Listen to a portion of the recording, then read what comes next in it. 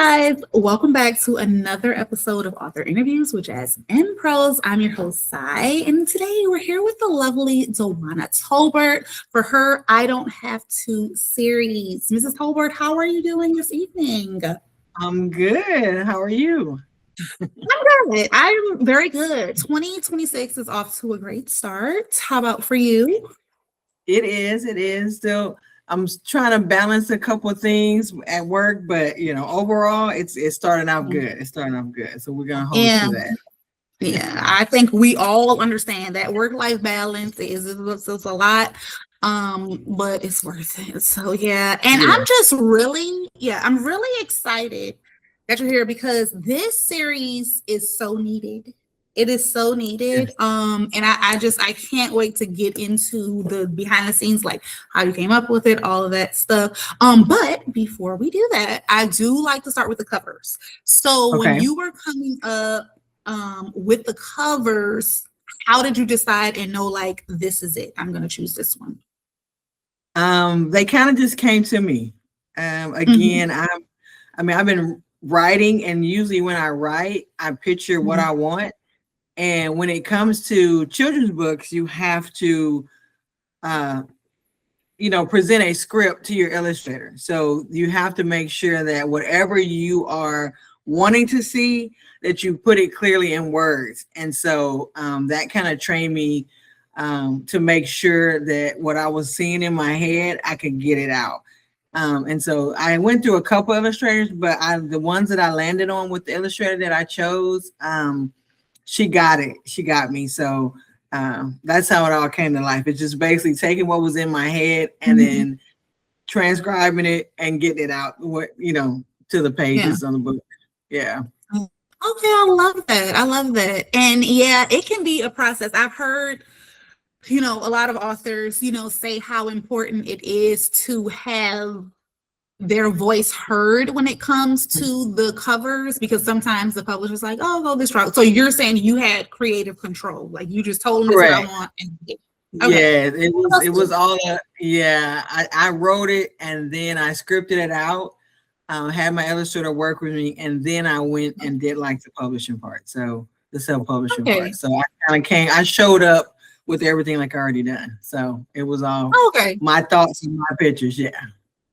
Okay, good. Well, let's get into a little bit about how you got into the writing world. Like, how did you get your start? Like, as an author, did you just one day be like, you know what, I want to write this? So yeah. Yeah, pretty much.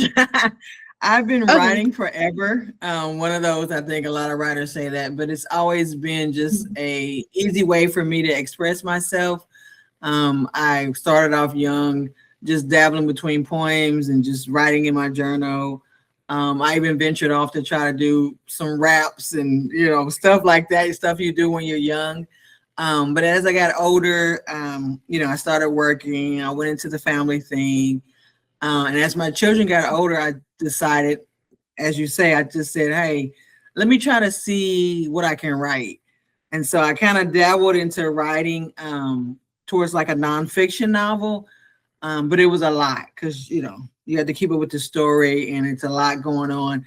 And I said, well, let me just try children's books. And so when I tried children's book, I thought about the first one I did was with my son, is the I Don't Have to Play Sports, and he was the one that, because everyone else in the family played, and so he was like, no, it's not what I want to do. No, that's not what I want to do. So I already had the title, and then I just thought, well, what if I make it about my daughters and about, and then as my, my daughter gave birth to like 2 kids, I said, well, let me just extend it to grandchildren. So it was kind of I've been writing forever. I know I wanted to try being an author. And so I said, well, let me just start with children's books because it was the easiest thing for me. And so that's how these came to life.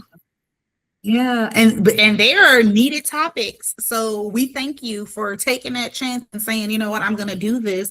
And especially as a parent, I think that is so like powerful. One of the first books that I wrote, it was led because of my daughter as well too. Because back in the day, it was like 2009, they didn't have a lot of brown skin cartoonish Right. kind of like books for.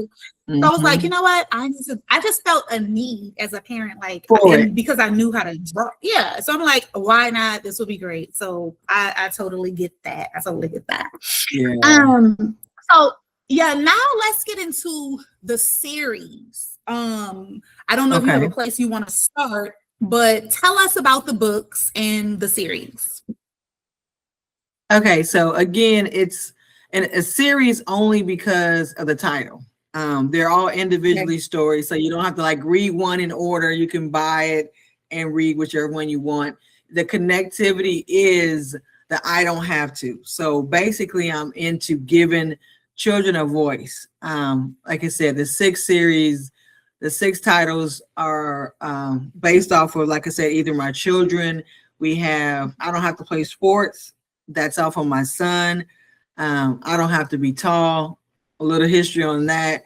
I'm 5'9", which, you know, back in my day was considered pretty tall, but my husband is 6'8", and my bonus daughter is 6'4", and my son was 6'2". You know what I'm saying? So she's 5'7", almost 5'6". So in our family, she's considered short.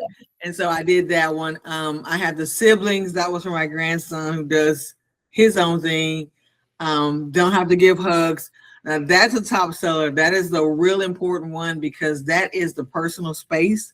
Growing up, you know, we had to speak to everybody, hug every uncle and aunt that we didn't know. And, you know, so that was a pretty good one, but it was easily describing my granddaughter, who's just basically like the whole book. She wants to high five you or a head nod, even her own parents. And, you know, she's like, hey, if I'm not feeling it, I'm not feeling it. So those are it. Like I said, and then we have to live with, that goes to my bonus daughter because she traveled between my house and then her mother's house. And then when I was doing the publishing, I had like a consultant. And so she's like, let's just round it off to 6 instead of having 5. And so for the 6th one, it's about adoption, which is also a good subject. Like I said, most of all of them are, but the adoption one, you know, pretty good. Is not based. That's the only one that's not based off of any of my children. But I know people who've been adopted. We all may know. We've seen it on TV. You've seen different stories about it. So that's just the 6th book to round off the series about the I Don't Have To. Okay, I love that. I love that. And I can't wait. I'm a teacher, so I'm definitely going to get some put in the library because I feel like when children, when children, you know, literacy is something that we're, you know, as a teacher, we're always like, read this. And sometimes it's hard for kids to make that connection and see themselves in the books, especially if it is like situations like that could be a little, you know, they don't really want to talk about it too much, but seeing it presented in a book makes it a little easier, especially for parents too, because some parents struggle with having that conversation. So I think that's amazing as well too. Not that you have to be a parent, because, you know, it could be an aunt or, you know, a grandparent.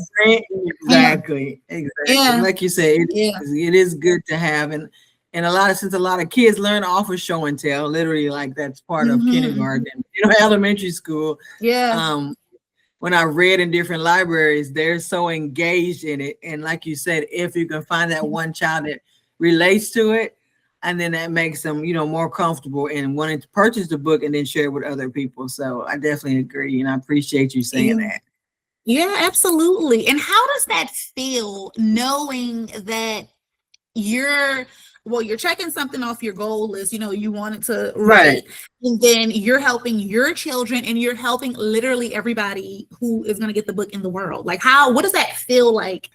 I did it. No. So it's as far as the checking off, like that's like, you know, the most thing. And the fact that when I go to places, when I go to different events and people are so interested in purchasing the book, then you're like, oh, well, I knew that it was something that we needed to get out just from based on, you know, the way we all were raised, you know, back in the day. But seeing when you see children relate to it, and not only what the story is about, but again, to go back to what you were saying, you see children of color And so they're like, that's me on the picture. And also he's like me. He looks like me. He's like me.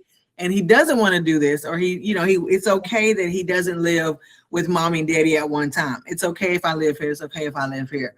And so it lets me know that, I'm doing a good thing.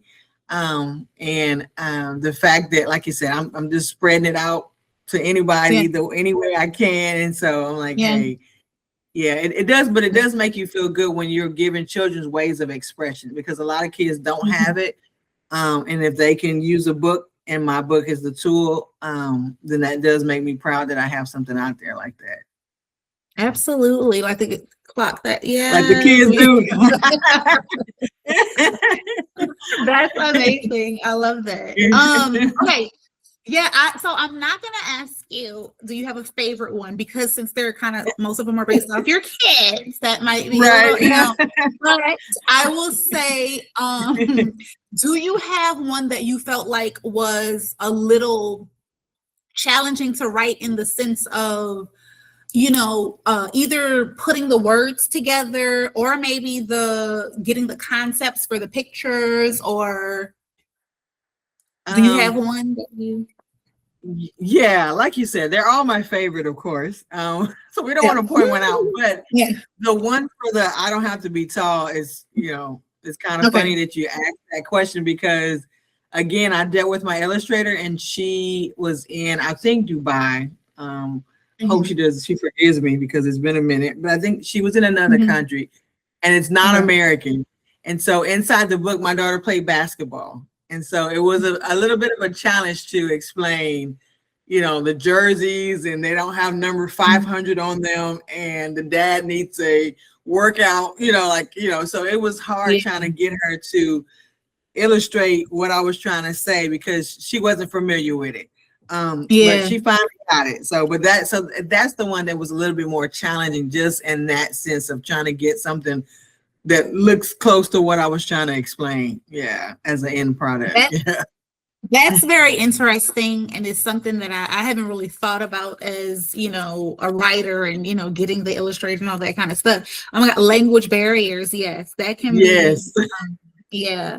Okay, let's see here. So as far as publishing, so we talked about the illustrating, but as far as your process, first of all, how long did it take you to write the books? The book? It didn't take me no time to write. I am fortunately, I'm not a one that gets writer's block. I just have time block. I have to take the time to write.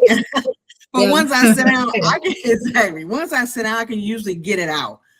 So the writing process, it was like I had the stories, I just laid them out. And so, like I said, but I had to get routines where I said, okay, today this is what I'm gonna do. Instead of watching TV or I'm gonna sit and do it. And like I said, I think I shot out like 3 books, and then I try to figure out, okay, for the last 3, I did like one at a time or whatever, depending on what I thought my end thing was. But I did give myself like a timeline. It's like I wanted to get these somewhere published in Amazon or somewhere, and that was like, before the end of 2024. So I put myself on like a timeline to get it done. So that kind of helped me as well. Okay. Well, that's good. That is good. Dedication. You're driven. You got it done. So speaking of which, because I know you were at the National Black Book Festival. Yes, I was. And I missed you. I know it was a lot going on there. And once the people start coming, it's just like nonstop. Was that your first year there, or were you there last year? Yes, it was. I went. I went before. I went last year with my cousin. She was an author in it, so I went to see her. But this was 24 or whatever. This is already 26. So last year was my first year being an author in it. And there was a lot, like you said, there was a lot of authors. They made sure they represented all types of genres. It was a lot, yes. That was my second time there. The first time I went there was literally like maybe 9 years ago. It was when I had did the coloring book and stuff for the little girls. And they have grown. But I'm glad to see that they're still up and running and Yeah. consistent. They have authors. So it was really nice. What tip would you give to people who have written a book and they want to go to one of those festivals to promote their books and engage with the audience and things like that? What is something you would tell them? The number one tip would be, first, sign up to whatever events that you need to sign up to. Don't be hesitant. If you're available and you can afford it, because some of them, they have different price range. That's number one. Number two, once you get there, you just got to be open. Be open, stay available, speak to everyone. Don't go out there looking to sell your book. Just go out there to tell everybody about your product, tell everybody about your book. And then people are going to end up buying it, or they may not buy it, but they also may just take the information and give it to someone else. So that's the number one thing. Don't use it like you're rushing to sell so many copies. Just go meet the people. Yeah. And then if they want to get it, it'll come later. Yeah. Yes, absolutely. Absolutely. I agree with that. Okay, well, that was it, advice. Do you have any other, that was kind of an ad lib, it wasn't on here, but do you have any, do you have anything else you want to tell to aspiring authors that want to write a book? I would tell anyone who's wanting to write a book to just write. If you're, or talk it into your phone, your notes. My phone is filled with things. If you hear something that sounds like something you may want to flip later, put it in your phone or write it down. Just write. And whenever you get ready to possibly publish a book or write a completed book, you can pull from different things that you've written and make it go together. But to always be writing, that's the true thing. Like, if you want to be a writer, you have to always be writing. You hear people say it, but it's true. Like, just write. That's basically it. And it's, guys, honestly, you have to keep hearing that, because one day it's gonna click and you're like, wait a minute, okay, sit down and write. I need to actually. Yes, exactly. So exactly. Okay, it's time for our trivia. Okay, so we're gonna do one trivia question. You're gonna pick a question 1 through 4. Here we go. Okay. Pick a number, from 1 through 4. Okay, I'll pick 3. 3. Okay. It's 2026 and we still number 3. Y'all, 3. Okay. Okay. So would you rather only write at 3 a.m. or just with a typewriter? With a typewriter. I am with not a morning person. Yeah. I need to sleep. Okay. If I got to peck away, I'm going to have to peck away. I get it. Sleep is important. It is important. Some people be like, oh no, that's the divine hour. Okay, what is next for you? What is next for you, Mrs. Tolbert? I think like I said, I have like some pages that I've written for, like I said, the nonfiction. So I don't know if I'm just trying to still figure out the children book thing, like go to some more channels. I saw you, I'm like, I need to get with her. So I wanted to do this interview with you, and I may dabble in a couple more events this year, and then kind of sit down and get settled and probably trying to finish that out, because that's a different, you're going from children and to switch back into that, I'm gonna be totally, so I gotta figure out when I'm gonna do the cutoff. But that's basically it. Like, I've already have some pages. I just need to, figure out when I'm gonna switch modes and do that. So then I'll have that coming out, whenever I get that finished. Yeah. And there's so many avenues that you can take with the children. Oh my God, I've had my stuff translated into different languages. That is probably something I looked into that too. Yeah. Merchandise, a lot. It's a lot. Yeah. So I really want to do that. I'm glad you just reminded me. I looked into someone who did Spanish. And so me and her might go back and connect, because there's different, like I said, that's that is it. It opens up so many doors of so many things, but like you said, I know with time you really are like, what do I want to do? Because so we have your Instagram up here, and then we also have, so they can get the books on Amazon, Yes. And you have a website. I'll also have your website, have all the links in the chat, guys. Okay, so definitely please support. Okay, yeah. Any final words you want to say, Ms. Tolbert? No, I appreciate it. The only thing I did want to add Yes. is that I'm in the process of working with Ingram Sparks, so I can Okay. get these in expanded distribution. So I don't have to go to Amazon. We can try to get them in storefronts, but that's still in process. But so Yeah. whenever that comes, I'll be promoting that. But right now, yeah, Amazon is where you can get them at, where you can get the books. Okay, I love that. Well, definitely, guys, make sure you're following Mrs. Tolbert so you can keep up with everything, where she's going to be at. And then also leave a review, guys. Reviews are golden for authors. Okay, share. Yes. These are good. Yeah.